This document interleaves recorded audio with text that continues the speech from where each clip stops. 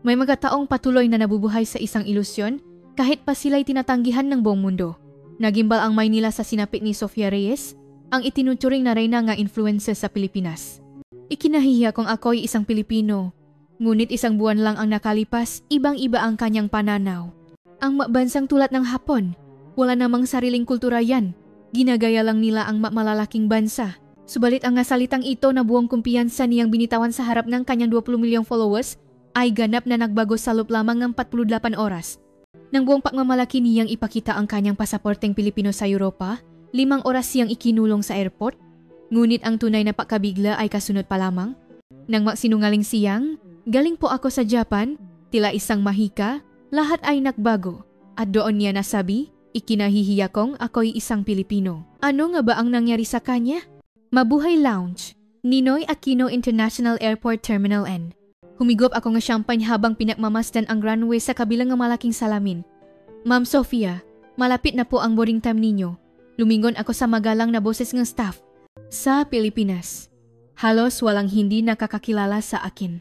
Sofia Reyes, 18 milyong followers sa TikTok. Isang luxury lifestyle influencer na nakapagtala ng record-breaking na 500 milyong piso sa benta sa isang livestream lang, iyon ako.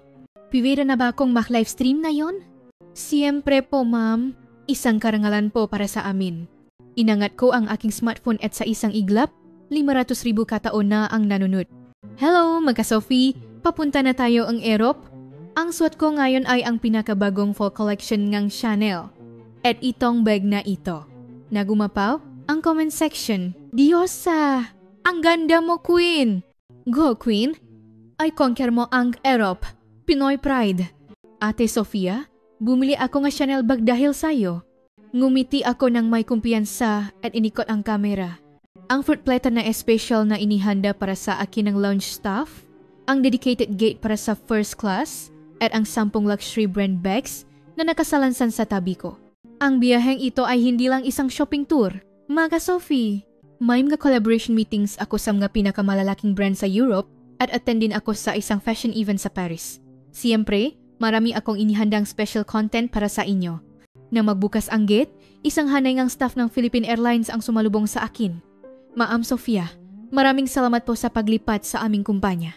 Mismong ang hepe ngang cabin crew ang lumabas para bumati at ang flight attendant ay gustong magpakuha ang litrato kasama ko.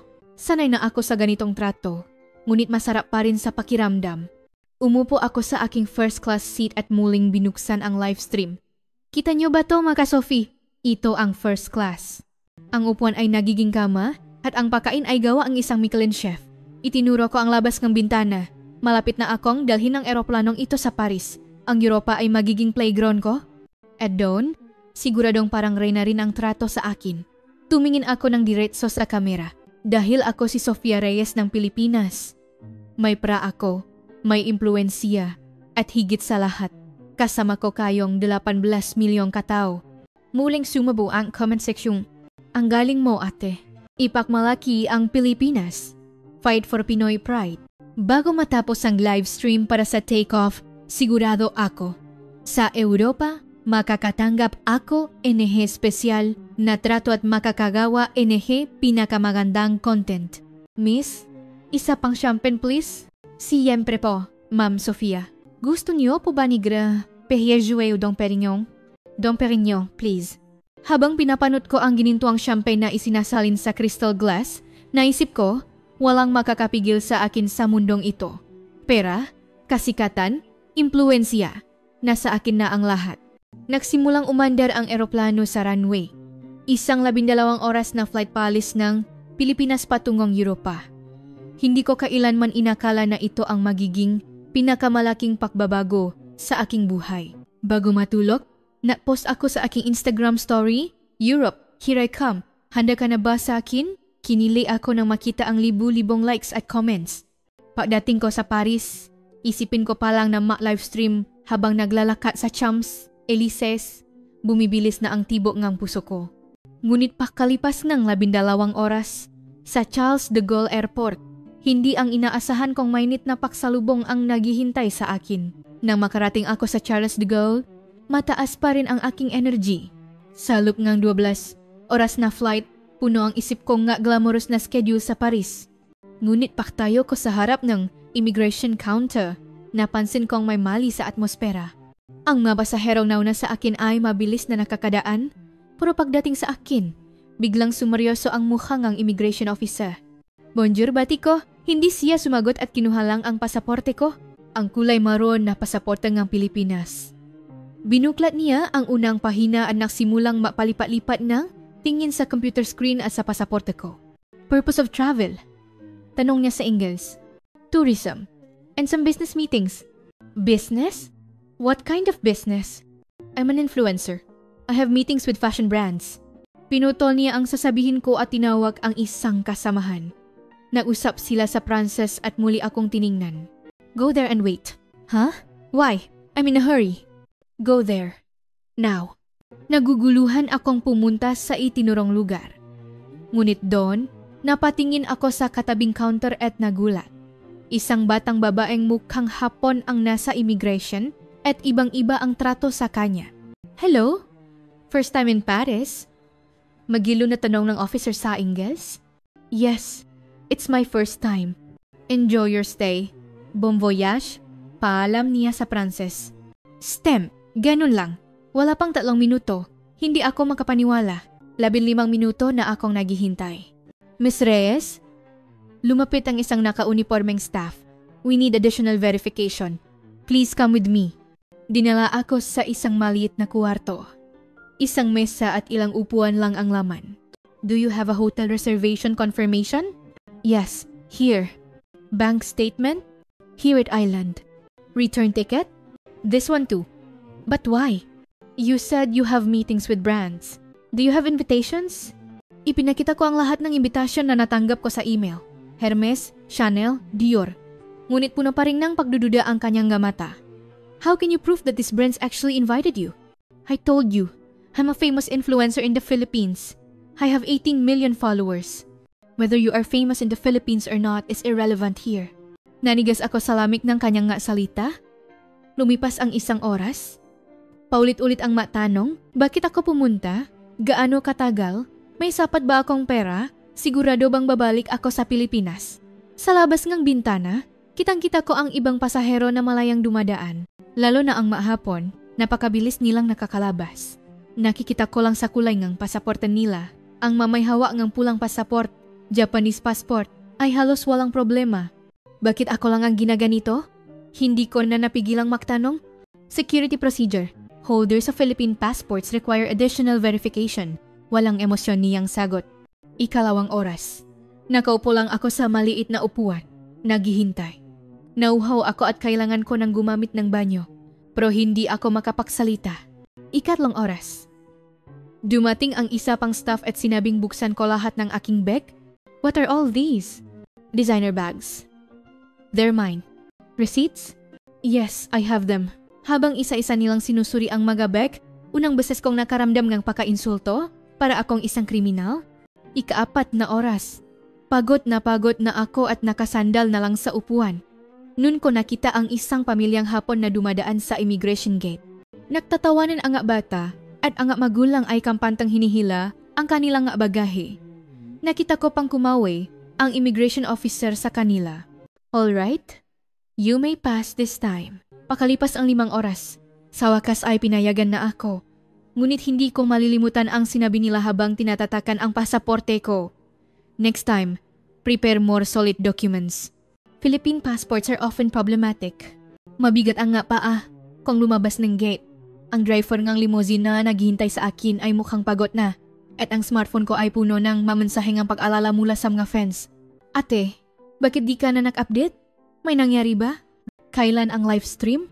Nakasakay na ako sa kotse nang sa wakas ay makasagot ako. Sorry guys, medyo natagalan lang sa airport. Ngunit hindi ko masabi ang totoo. Ang katotohanan ang pinakasikat na influencer sa Pilipinas ay na-hold sa airport ng 5 oras. Dahil lang may hawak siyang pasaporte ng Pilipinas. Ang maningning na city lights ng Paris ay dumadaan sa labas ng bintana. Kumikinang ang Eiffel Tower, ngunit mabigat ang aking puso. Hindi ko pa alam na simula pa lang pala ito. Kinabukasan, sinubukan kong kalimutan ang masamang karanasan kahapon at gumising ng maaga. Ang plano ko ngayon ay make shopping sa Champs Elysees habang nagla-livestream. Hello, Maka Sophie. Finally, morning in Paris. Masigla akong ngumiti sa harap ng kamera. Sa loob ng 10 minuto, 1,000,000 na ang nanonood. Pupunta tayo ngayon sa flagship store ng Louis Vuitton. Tapos diwa ay Chanel din. Lumabas ako ng hotel at naktungo sa Champs Elysees. Napakaganda talagang kalsada. Ngunit pagdating ko sa harap ng tindahan ng Louis Vuitton, may hindi inaasahang nangyari. Bonjour! Do you have a reservation? Tanong ng staff sa entrance. Reservation? No, I'm just here to shop. I'm sorry, but we cannot let you in without a reservation. Huh? Pero sa likuran ko, may dumating na Western couple. Nagulat ako nang hindi sila tinanong ng staff at pinapasok agad sila. Paano sila? May reservation ba sila? Ah, they are regular clients. Alam kong kasinungalingan iyon. Pumasok lang sila. Gusto ko ring pumasok. I'm an influential. Please wait a moment. Tumawag siya ni ibang staff. Pinagmasdan nila ako mula ulo hanggang pa at nagbulungan. Please come back after 30 minutes. We are very busy right now. Nainis ako pero malis muna. Naghintay ako sa isang kalapit na cafe at bumalik pagkatapos ng 30 minuto. Ngunit ngayon, iba na ang dahilan. We are currently under system maintenance. Kailan matatapos? We don't know. Maybe this afternoon. Noon, isang babaeng mukhang Hapon ang pumasok sa tindahan. Nagbago ang 180 degrees ang ekspresyon ng staff. Welcome! Are you here to see our new items today? Yes. I'd like to take a look. I will personally assist you. Hindi ako makapaniwala. Nagsimula na ring mataka ang mga fans ko sa livestream. Ate, bakit ayaw kang papasukin? Grabe, racism yan! Pinatay ko ang kamera at nagtungo sa Dior. Dito, nakapasok ako. Ngunit ang trato sa loob ay mas malala. Nang hahawakan ko sana ang isang bag, agad na lumapit ang isang staff. Please do not touch the items. Tinitingnan ko lang. You can look, but do not touch. Samantalang ang ibang customer ay malayang hawakan ang mga produkto. At saan man ako magpunta, parang anino siyang sumusunod. Malinaw na binabantayan niya ako. Magkano to? It's expensive. Iyon lang ang sagot. Hindi man lang sinabi ang presyo. Noon, pumasok ang babaeng Hapon na nakita ko sa Elfie. Nagulat ako nang mismong manager ang lumabas para batiin siya. Hello? It's been a while. Hi, I'm here to buy a gift for my mother. Is that so? I have something special to show you. Please, this way to the VIP room. Tulala akong pinanot ang eksena. Pareho kaming Asyano. Bakit ganito kalaki ang pagkakaiba? Ganun din sa Chanel. Pagpasok ko, nagtinginan ang mga staff. Are you looking for something? Tanong nila, pero ang mukha nila ay nagsasabing, umalis ka na. Gusto kong makita ang classic bag. We don't have it in stock? Ibang kulay? Wala rin. Ngunit malinaw na may mga produkto sa estanta. Oras ng tanghalian at pumasok ako sa isang kalapit na restaurant. Reservation? Wala po. Then, that seat over there. Ang itinurong upuan ay katabi mismo ang banyo. Kahit nakalahati lang restaurant ang may tao. Wala na po bang ibang upuan? They are all reserved. Habang kumakain, naririnig ko ang pagbukas sarangang pinto ng banyo. Samantala, ang mga customer na dumating pagkatapos ko ay nakaupo sa magagandang pwesto sa tabi ng bintana kahit wala silang reservation. Sa hapon, muli akong naglibot sa mga luxury stores, ngunit pare-pareho ang trato, pagwawalang bahala, pagbabantay, diskriminasyon. Gabi na nang bumalik ako sa hotel, pagod na pagod. Nakita ko ang sarili ko sa salamin, mukhang kaawa-awa. Sa Pilipinas, saan man ako magpunta, VIP ang trato. Dito, para akong isang magnanakaw. Sinubukan kong mag-record ng video para sa mga fans, pero hindi ko alam ang sasabihin. Nag-shopping ako ngayon, maganda ang Paris. Peke at pilit ang ngiti ko. Noong gabing iyon, unang beses kong naisip. Ganito ba kakahiya ang pagiging isang Pilipino? Ngunit agad akong umiling. May ginawa ba akong masama? Nagpunta lang ako rito para mamili. Bukas, magiging iba na? Sabi ko sa sarili ko. Ngunit iyon ay isang pangarap lamang. Ikatlong araw, para may iba ang pakiramdam, nagpasya akong pumunta sa Louvre Museum. Naisip ko, sa isang lugar na kultural, siguro'y mas kaunti ang diskriminasyon. Pagdating ko sa entrance, mahaba na ang pila. Ngunit habang nakapila, may nasaksihan akong kakaibang tanawin. Isang grupo ng mga turistang Pilipino ang dumating at sinubukang sumingit sa pila. Dito tayo. Mas mabilis! Sigaw nga nilang tour guide sa Tagalog habang tinutulak ang matao. Sumimangot ang mga Pranses! Mapilipino na naman. Walang modo. Namula ang muha ko. Pakiramdam ko, isinasama ako sa kanila at nilalait. Nang ako na ang papasok, pinatabi akong security. Open your bag. Huh? Please, open all of your bags. Ang ganaw na at sumunod sa akin ay simpleng x-ray check lang ang pinagdaanan. Ako, kailangang buksan ang bawat bag. Ano to? Camera. I'm an influencer. No photography. You understand? Yes, I understand. Pagkatapos ang 10 minutong inspeksyon, nakapasok din ako. Maganda ang loop ang museo. Ngunit agad akong nakakita ang isa pang nakakagulat na eksena. Sa harap ngang Mona Lisa, nakakagulo ang mga turistang Pilipino. Walang tigil ang tunong camera flash kahit may sign na bawal, may ilan na sinusubukang lumampas sa harang at may mga sumisiga. Dumating ang staff ng museo. No photography! Stop! Sigaw niya sa Ingles. Ngunit nakbingi-bingihan ang mga Pilipino. Okay lang yan, sabi nila sa Tagalog habang napapatuloy. Pagkaalis nila, nakalat ang basura. Balat ng chichirya, bote ng tubig, at kahit bubblegum. Ramdam ko ang matatalim na tingin ng ibang bisita at ang matingin na iyon ay napunta rin sa akin. Dahil Pilipino rin na ako. Tahimik akong lumayo para pakmasdan ang nga obra, ngunit hindi mapakali ang aking isip. Lumipat ako sa ibang exhibit, ngunit ganun din ang nangyari. Ilang Pilipino ang humahawak sa mga eskultura. Don't touch! Sigaw ng staff. Pero tumatawa lang sila. Pikturan mo ko, hawak ko to. Hindi ko na napigilan na nagsalita ako sa Tagalog. Pwede po bang tumigil na kayo? Kailangan nating sumunod sa rules. Tiningnan nila ako. Sino ka ba? Pilipino ka rin. Dahil sa ginagawa ninyo. Napapasama ang tingin sa lahat ng Pilipino. Hayaan mo na, nababayat naman tayo. Binaliwala nila ako at napatuloy. Oras ng tanghalian, sa kafeterya ng museo, ganun pa rin ang asal ng mga Pilipino. Naglalakat habang kumakain kaya natatapon ang pagkain, maingay at inuukupa ang maraming upuan. Isang matandang Pranses ang bumulong. Tingnan mo sila. Kaya ayaw namin sa mga Pilipino Tila isang punyal na tumusok sa aking dibdib ang mga salitang iyon. Sa hapon, sa gift shop, may nangyari na naman. Isang turistang Pilipino ang nakabasak ng isang item at akmang alis na lang. Excuse me, you broke this, sabing tindera. Ngunit na kunwari siyang walang narinig at lumabas, napabuntong hininga ang tindera. Araw-araw ganito, dahil sa mga Pilipino, kailangan naming higpitan ng higpitan ang nga patakaran. Noon, pumasok ang isang pamilyang Hapon. Nang tatakbo sana ang mabata, agad silang sinawing ang magulang, dahan-dahan, nasa museo tayo. May nga nilang hinawakan ang mga item at pumila ng maayos sa counter. Naging masay ang mukhang tindera. Ang nga Hapon, laging magalang. Salamat po. Kitang-kita ko ang pakakaiba. Parehong Asyano, ngunit bakit ganito kalayo ang agwat ng kilos? Paglabas ko ang museo, malalim ang iniisip ko. May dahilan pala kung bakit may diskriminasyon laban sa mga Pilipino. Ang sarili naming magawa ang humuhubog sa aming imahe. Gabi sa hotel, binuksan ko ulit ang live stream. Mga ka-Sophie, pumunta ako sa Louvre ngayon, ngunit hindi ko alam ang sasabihin.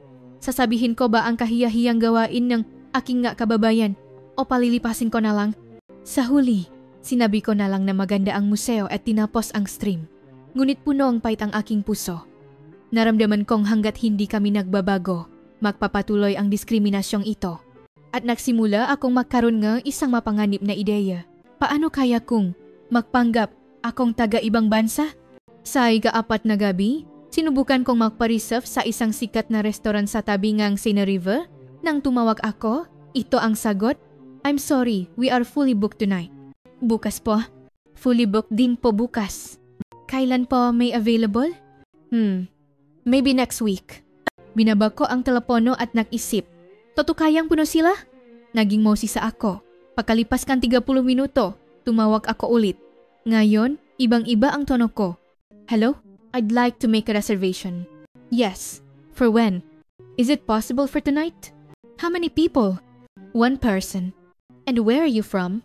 Sa sandaling iyon, bigla na lang lumabas sa bibig ko. From Japan. Oh, From Japan? We have a table available at 8 p.m. May I have your name? Nag-alangan ako, pero mabilis na sumagot. Yuki Tanaka. Okay, Miss Yuki Tanaka. We will see you at 8 p.m. Pagbaba ko ng telepono, tulala ako sa gulat. Parehong restaurant, parehong araw, parehong oras. Dahil lang sinabi kong taga-Japan ako, biglang nakaroon ng bakanteng upuan. 8:00 ng gabi, dumating ako sa restaurant. Bonsoir. Do you have a reservation? Tanong ng staff. Yes, Yuki Tanaka. Our guest from Japan. This way, please. Dinala ako ang staff sa pinakamagandang upuan sa tabi ng bintana, kung saan tanaw ang buong Seneriva. Would you like a wine recommendation? Yes, please. I'll prepare something that our Japanese guests love. Ang serbisyo ay perpekto. Mababait ang mga staff. Mabilis dumating ang pagkain. At ilang beses nila akong tinanong kung okay lang ang lahat. Habang kumakain, halo-halo ang emosyon ko. Ganito pala ang trato sa mga Hapon. At kaya ko rin palang matanggap ang ganitong trato. How about this, your recommendation, please? We have our signature souffle, but it will take about 20 minutes. That's fine. Our Japanese guests are always so patient. It's wonderful. Habang naghihintay dessert, nakita ko sa kabilang mesa ang isang grupo ng mga turistang Pilipino. Ngunit ibang-iba ang tratong staff sa kanila. Iritado ang mukha habang kumukuha ang order. At mabagal ang dating ng pagkain. Nang magbabayad na, tinanong ako ng staff. Is this your first time in Paris? Yes, it is. We are so happy that our guests from Japan truly love Paris. Please come again. Paglabas ko ang restaurant, nakaramdam ako ang kakaibang kasiyahan. Kasabay nito, nakaramdam din ako ng guilt. Kinabukasan, naging mas matapang ako. Pumasok ako sa isang luxury store at nang tanungin ang staff, nagsinungaling ulit ako. Where are you from? From Tokyo, Japan. Isang mahika ang nangyari. Sa mismong tindahan na binantayan ako kahapon, dinalhan ako ang staff ng kape. Please take your time.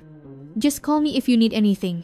Dinala ako sa VIP room, ipinakita ang bagong produkto at binigyan pa ang discount. We offer a special discount for our Japanese clients. Natuwa ako. Ito ang trato na gusto kong matanggap. Ngunit nang makita ko ang sarili ko sa salamin, mukha akong kaawa-awa. Sino ba ako? Si Sofia? O ang pekeng si Yuki Tanaka? Sa loob ng isang linggo, nagpatuloy ako sa pagpapanggap na Hapon. Sa museo, Japanese students truly love art. Sa cafe, Japanese people really know coffee culture. Sa boutique, Japanese fashion is so advanced. San man ako magbunta, welcome ako. Nawala ang diskriminasyon, ang pagwawalang bahala, at ang mapanuring tingin. Ngunit pagbalik ko sa hotel, bumabalik ang guilt. Lumalaki ng lumalaki ang kasinungalingan at para na akong naadik sa pakeng pakatao ko. Isang gabi sa isang wine bar nang sabihin kong Hapon ako, dinalhan ako ng may-ari ng sake. A friend from Japan gave this to me. Let's drink together. Yes. Nanginginig ang kamay ko habang hawak ang basong sake. Kailan kaya mabubuko ang kasinungalingan na ito? Pero hindi ko mapigilan. Ang respeto at mainit na pagtanggap na hindi kayang makuha ni Sofia Reyes na Pilipino ay napakadaling makuha ng pekang si Yuki Tanaka. Pakalipas ng isang linggo, para na akong ibang tao. Sa umaga, natural kong isinuswat ang pagkataon ni Yuki Tanaka at sa gabi lang sa hotel ako bumabalik sa pagiging si Sofia Reyes. Nung araw na iyon, nagpasya akong pumunta sa flagship store nga Hermes, ang lugar kung saan ako pinigilan sa entrance nung isang linggo bilang isang Pilipino. Bonjour, madam, bati ng staff. Hello, where are you from? Natural na itong lumalabas sa bibig ko. Tokyo, Japan. Biglang nagliwanag ang mukha ng staff.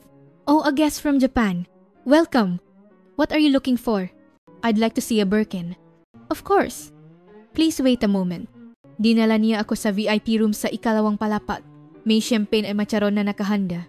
Our Japanese clients truly love our brand, so we also offer special hospitality. What color do you prefer? Mismong ang manager ang lumabas at nakpakita ngang ilang Birkin. Ang mga bag na sinasabi nilang wala silang stock para sa mga ordinaryong customer. This is a limited edition for this season. It's probably not yet available in Japan. Really? Yes. We are showing this to our Japanese clients first. People from Japan truly understand the value of our products. Masaya kong tiningnan ang mabeg. Would you like another coffee? Or champagne? No, I'm fine. Japanese people are always so humble. It's wonderful. It's the complete opposite of our Chinese and Filipino customers. Sa sandaling iyon, kinabahan ako. How are the Filipino customers? Pabulong na sinabi ng manager. To be honest, they are a bit tiring. They have no manners, they are loud, and sometimes they even try to steal things. That's why we've become more cautious. Namula ang mukha ko, ngunit dahil akala niya hapon ako, nagbatuloy siya. Once, a Filipino customer looked at the bag and insisted it was a fake. She said the copy she bought in the Philippines was better. It was truly absurd. That's why we now have special monitoring for Filipino customers. I'm sorry, but we have no choice. But Japanese customers are different. We can trust them. Lumabas akong tindahan ng hindi bumibili ngang bek. Sobrang kahihiyan ang naramdaman ko. Sa hapon, pumunta ako sa Galeries Lafayette. Dun, mas nakakagulat ang naranasan ko habang tumitingin ng makeup, nakasalubong ko ang isang tunay na Hapon. Ah, you're Japanese? Sa biglaang salitang Hapon, nanigas ako. Ah, yes. That's great. Are you traveling alone? I'm Akemi. I'm Yuki. Where do you live in Japan? I live in Shinjuku. Pinagpawisan ako. I live near Shibuya. Oh, Shibuya is nice. But your accent is a bit different. Did you grow up abroad? Ah, yes. I lived abroad when I was a child. Patong-patong na kasinunggalingan. Naniwala si Akemi. Oh, that's why. By the way, the staff here are so nice to Japanese people, aren't they? Yes, they are. At first, I felt a bit bad, but now it feels normal. It really shows how good Japan's image has become. Nang makita ko ang pagmamalaki sa kanyang mukha, lalo akong nahiya. Hey, if you're free, let's have dinner later. I'm so happy to meet a fellow Japanese. I have an appointment. Then let's just exchange contacts? My phone is broken. Nagtaka si Akemi, pero hindi na nagtanong pa. Oh, okay. Well, if I see you again, I'll say hi. Enjoy your trip. Pagkaalis niya, dali-dali akong lumabas na department store. Habang naglalakad, nakita ko ang refleksyon ko sa isang maliit na salamin. Ang pilit na nakangiti kong mukha habang nagpapanggap na Hapon. Naramdaman kong napakakaawa-awa ko. Nun ko napagtanto. Ang kasinungalingang ito ay hindi na maganda. Sa bawat pagsabi kong Hapon ako, tinatanggihan ko ang sarili kong pagkatao at iniinsulto ang pagiging Pilipino ko. Ngunit masyado na akong nalubog. Ang trato na hindi kayang makuha ni Sofia ay napakadaling makuha ni Yuki. Noong gabing iyon, umiyak ako sa kwartong hotel. Sino ba talaga ako? At hanggang kailan ko kailangang ipagpatuloy ang kasinungalingang ito? Kinabukasan, nagpasya akong pumunta sa Palace of Versailles. Medyo malayo sa Paris, kaya naisip kong baka kumama ang isip ko. Sa istasyon, habang bumibili ng tiket, nakasanayan ko ng sabihing, from Japan. Natakot ako sa sarili ko na mas natural na sa akin ang magsinungaling. Pagdating sa Versailles, habang naglalaka sa hardin, may narinig akong pamilyar na boses. Oh, Yuki-san. Paglingon ko, si Akemi pala, ang babae mula sa department store. Ah, hello. What a coincidence. Are you alone? Yes. Me too. If you don't mind, let's look around together. Hindi ako makatanggi. Naglakad kami sa hardin. Mabait si Akemi. How's your Paris trip? It's fun. But sometimes it's hard. Like racism. Oh, I experienced that a lot at first too. But lately, when I say I'm Japanese, the treatment changes. It's strange. Pagbasok namin sa palasyo, nagtanong si Akemi. By the way, Yuki-san, did you really grow up abroad? You're Japanese, and your mannerisms. They seem a bit unnatural. Kumabog ang dibdib ko. Are you not really Japanese? Hindi ko na kayang itago. Yumuko ako. I'm sorry, I'm Filipino. Nagulat si Akemi. Why did you lie? Tumulo ang luha ko. Sa maningning na salaming ng Hall of Mirrors sa Versailles, walang katapusang refleksyon ng kaawa-awa kong sarili ang nakikita ko. Kapag sinabi kong Pilipino ako, binabalewala nila ako, dinidiskrimina. Nanahimik sandali si Akemi at mahinahon siyang nagtanong. It must have been very hard for you. Yes, it was so hard. We're all human, but why are we treated so differently just because of the color of our passport? Kinuwento ko sa kanya ang lahat ng naranasan ko sa loob ng 1 linggo. Ang 5 oras sa airport, ang diskriminasyon sa matindahan, ang insulto sa restoran, kaya nagsinungaling akong hapon ako. At bigla, lahat nagbago. Parang mahika. Inaya ako ni Akemi na umupo sa isang bench. What's your real name? Sophia. Sophia-san, please don't be offended but we were the same 30 years ago. Who? My mother told me, in the 82nd and 92nd, Japanese people were also looked down upon in Europe. They called us loud Asians from a poor country. Hindi ako makapaniwala. Really? Yes. Many even pretended to be Chinese or from other countries. Just like you. Nagbatuloy si Akemi. But we changed. We learned manners, how to act quietly, and to respect other cultures. And as our country developed, our image improved. Paano? It took time. Every single person made an effort. Not with the mindset of, it's just me, but with the feeling of, it starts with me. Naalala ko ang maturistang Pilipino sa Louvre. Magagawa rin ba namin yon? Of course, the Philippines will change too. If people like you realize this and start to change, a day will come when the Philippine passport will also be respected. Hindi tumigil ang luha ko sa mainit na pag-alo ni Akemi. But Sophia-san, it's dangerous to pretend to be Japanese. It could get you in big trouble if you get caught. And most importantly, you are denying yourself. That's the saddest part. Tama siya. Sa loob ng 1 linggo, sa pagiging si Yuki Tanaka, nawala ko ang sarili ko. What will you do now? Tanong ni Akemi. I have to go back to being Sophia. No matter how hard it is. Yes, that's a brave decision. Palubok na ang araw. Ang ginintuang palasyong Versailles ay nababalot ng kulay dalandang liwanag. Akemi-san, thank you so much. No, I learned a lot too. How lucky we are, and that this luck didn't come for free. Paglabas namin ng palasyo, huling sinabi ni Akemi, Sophia-san, good luck, and I hope you become the small beginning for a changed Philippines. Tumango ako. Nung gabing iyon, bumalik ako sa hotel at tumingin sa salamin. Sa unang pagkakataon sa loob ng 1 linggo, buong tapang kong sinabi, ako si Sophia. Sophia Reyes, isang Pilipina. Umalis ako ng Paris at nagtungo sa London.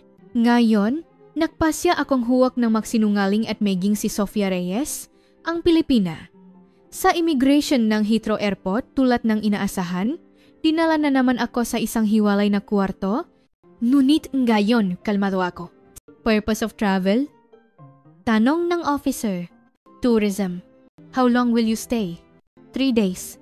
Pagkatapos ng 2 oras na paghihintay, pinayagan akong makapasok. Kung ako ito dati, magagalit ako, ngunit ngayon, tinanggap ko na. Ito ang realidad. Kinabukasan, pumunta ako sa British Museum. At dun, muli akong nakasaksinging isang nakakagulat na eksena. Isang grupo ng maturistang Pilipino ang nag-ingay sa exhibit ng Ancient Egypt. Hawakan mo to! Totokaya? Dali, pikturan mo ko! Isang ale ang sinusubukang buksan ang glass case. Tigilan niyo po yan? Sigaw ko sa Tagalog. Ano ka ba? Bawal po yan. Pamana ito nga sang katauhan. Bata ka pa, wala ka pang alam. Noon, dumating ang mga staff ng museo. Filipinos again. So tiresome bulong ng isang staff sa Ingles. I'm sorry, I will explain to them. Nagulat ang staff nang magsalita ako sa Ingles. You're Filipino too? Yes, I am truly sorry. I will explain to them. Lumapit ako sa maturista at mahinahong nagpaliwanag. Ang mga artifacts na ito ay libu-libong taon na po. Kung hahawakan natin, baka masira. Para makita pa ito nga susunod na henerasyon, kailangan nating pangalagaan. Pero pumunta kami rito para makita. Ang pagtingin po ay sa mata. Kung lahat ng turista ay hahawak, may matitira pa po ba? May ilang nagsimulang sumang-ayon. At dahil sa atin, napapasama ang tingin sa lahat ng Pilipino. Ang bawat kilos natin ang bumubuo sa imahe ng Pilipinas. Isang batang babae ang nagsalita. Oo nga, nahiya rin ako. Oras ng tanghalian, sa cafe ng museo, nakita ko na naman ang isang pamilyang Hapon nang tatakbo sa naang bata. Agad silang sinawi ng mga magulang. Sa museo, dapat tahimik, nakakahiya. Bakit po? Kasi nakakaistorbo sa iba. At kailangan din nating isipin ang imahe ng bansa natin. Sumunod ang nga bata. Iba ang pamilyang Pilipino sa kabilang mesa.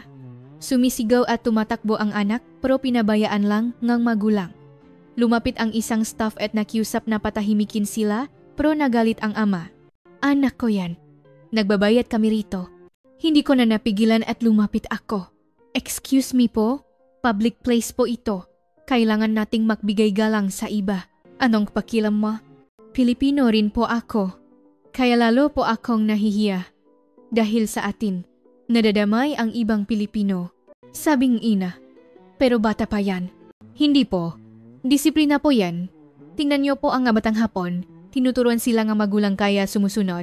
Tumango ang ilang Pilipino sa sinabi ko. Hapon, habang pinakmamasdan ang Tower Bridge, nakita ko na naman ang asal ng turistang Pilipino na nananariliyo at nagtatapon ng basura sa tulay. Isang matandang British ang napailing.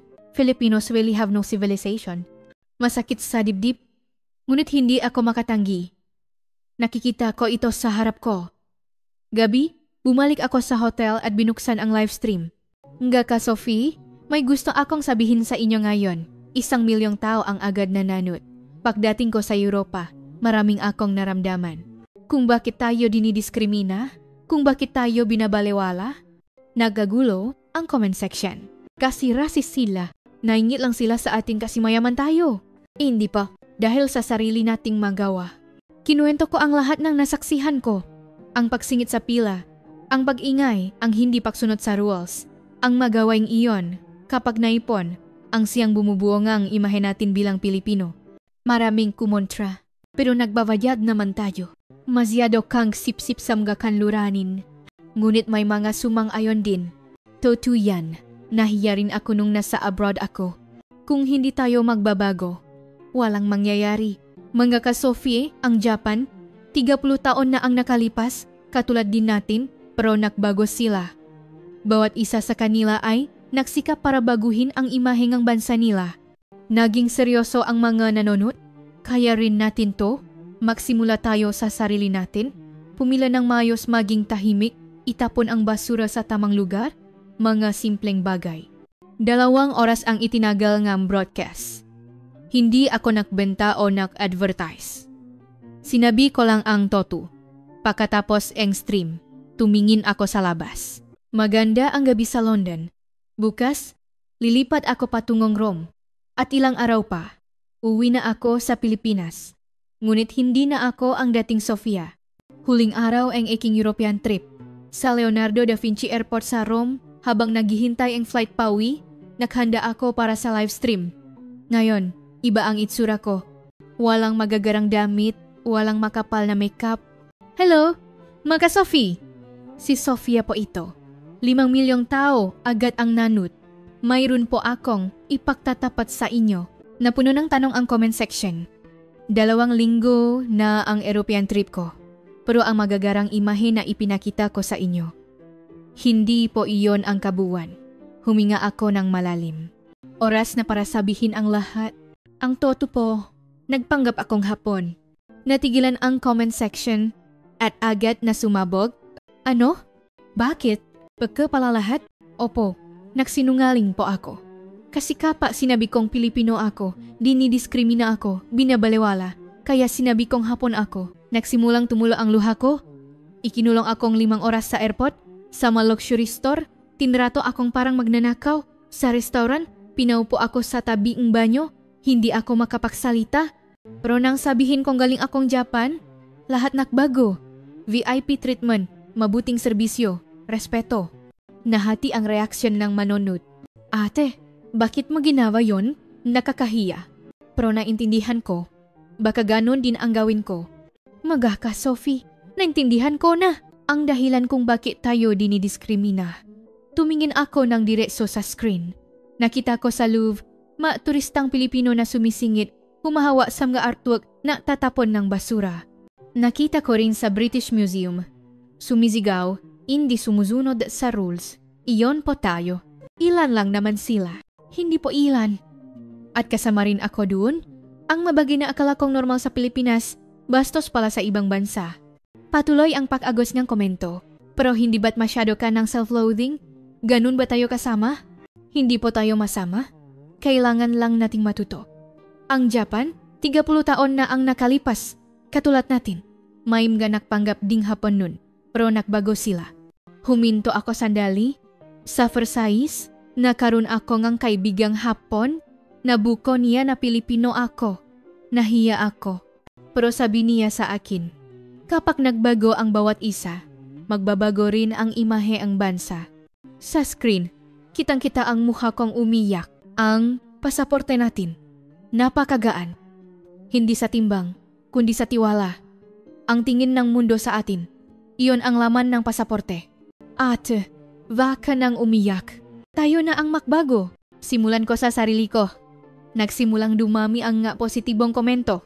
Ngayon, bilang isang influencer, nararamdaman ko ang responsibilidad. 18 milyong tao ang nakatingin sa akin.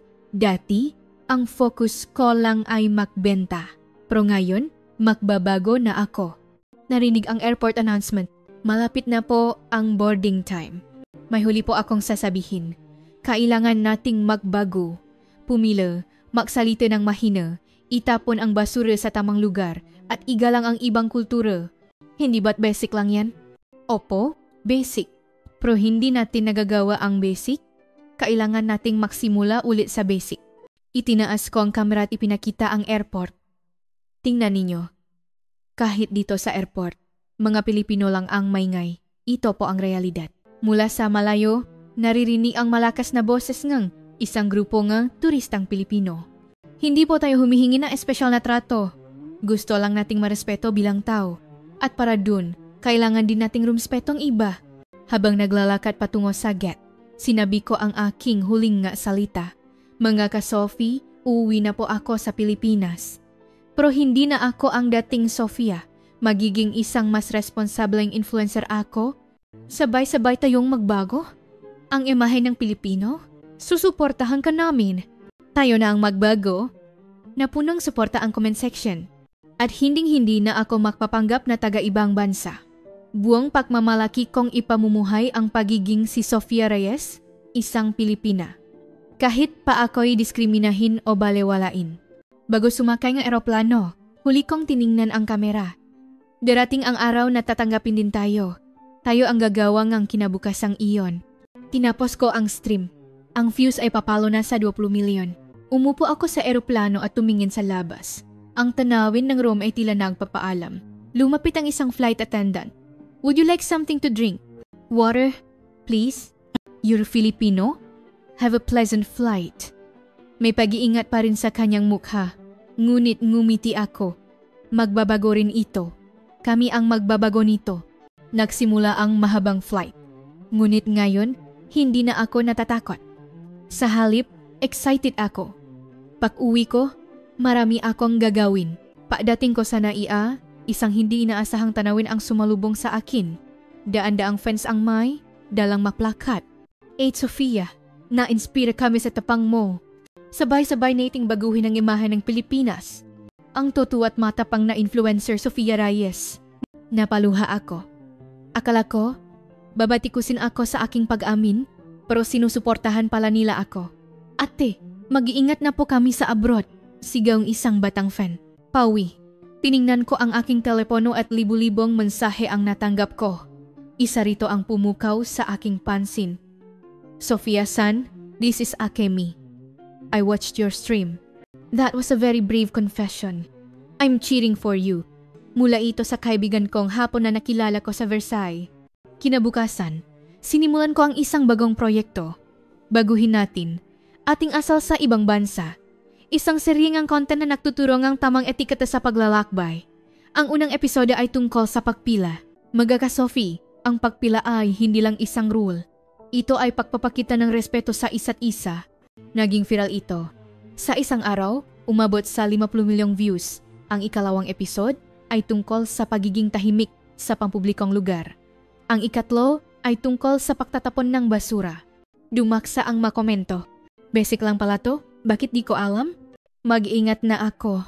Ituturo ko to sa mga anak ko. Isang buwan ang lumipas, nakatanggap ako ang isang nakakagulat na mensahe. Miss Sofia Reyes, mula po kami sa Department of Tourism. Nais po sana namin kayong imbitahan bilang aming ambasador para sa Responsible Tourism Campaign, isang opisyal na pakilala. Sinimulan ko ang kampanya at naglibot sa buong bansa para magbigay ngang talumpati. Nga kababayan, bawat isa sa atin ay muhangang Pilipinas. Ang bawat kilos natin sa ibang bansa ang humuhubog sa imahe ang 110 milyong Pilipino.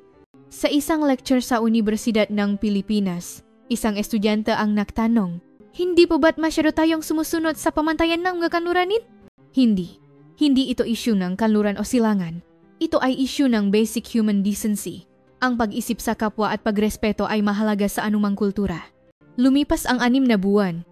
Nakatanggap ako ang mensahe mula sa isang staff ng hotel sa Paris. "Miss Sofia, napansin namin na nagbago na ang mga turistang Pilipino, mas tahimik na sila at magalang. Sa tingin ko, dahil ito sa kampanya ninyo, nainitan ang aking puso. Nasisimula na ang maliit na pagbabago. Ilang buwan pa, muli akong nagtungo sa Europa. Ngayon, para sa isang documentary filming, tumayo ako sa harap ng immigration counter sa Charles de Gaulle Airport sa Paris. Purpose of travel? Tanong ng officer. Documentary filming. Tiningnan ako ng officer at sinabing, you're the famous Sofia Reyes. Welcome. Stamp. 5 minuto lang. Nakalabas na ako. Hindi ako makapaniwala. Isang pasaporteng Pilipino? Ganito kabilis? Sa Elysee. Binalikan ko ang luxury store na tumanggi sa aking noon. Welcome. Masayang bati ng staff.